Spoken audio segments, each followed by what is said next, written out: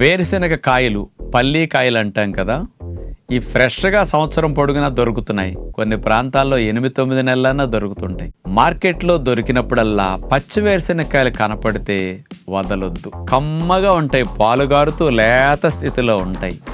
మరి వేరుశనగ పప్పులంటే కోడి మాంసం, మేక మాంసం కంటే 4 times 5 times బలం ఎక్కువ. పచ్చివైతే 4 రెట్లు బలం ఎక్కువ, ఎండు పల్లీలైతే 5 times బలం ఎక్కువ. అంచేత ఎవరు పచ్చి పల్లీల్ని రోజు తింటే మంచిది, బాగా తినొచ్చు అంటే గర్భవతులు, బాలింతలు, ఆటలాడే పిల్లలు, బరువు పెరగాల్సిన వారు, ఎదగాల్సిన వారు, ఎవరికైతే జిమ్, బాడీ బిల్డింగ్, వెయిట్ చేస్తారో అట్లాంటి వారు, హార్డ్ వర్క్ చేసుకునేవారు ఈ పచ్చి పల్లీలు రోజు తినటం మంచిది. నేను 35-40 సంవత్సరాల నుంచి పచ్చి పల్లీ కనపడితే మార్కెట్లో వదలను.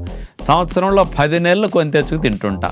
రోజు అన్ని వేరుశనగకాయల్ని తప్పనిసరిగా నేను అట్లా ఒలుసుకొని తింటూ ఉంటాను. మహాత్మా గాంధీ గారు వేరుశనగ పప్పులు రోజు 2 గుప్పెళ్ళు మానకుండా తినేవారు జీవితకాలం వరకు. తెలిసిన రోజు నుంచి అస్సలు వదల్లా. బలంగా ఉండటానికి 25% ప్రోటీన్ అందిస్తాయి పల్లీలు. అందుకని పచ్చి వేరుశనగ కాయలు ఫ్రెష్గా తింటే నానబెట్టిన వాటి కంటే కూడా, ఉడకబెట్టిన వాటి కంటే కూడా టేస్ట్గా ఉంటాయి. పాలుగారే స్థితిలో ఉంటుంది కాబట్టి ఆరోగ్యానికి ఈ స్థితి మంచిదని పిల్లల దగ్గర నుంచి పెద్దల వరకు ఇట్లాంటి అవసరాలు ఉన్నవారు బాగా తినండి అని విజ్ఞప్తి.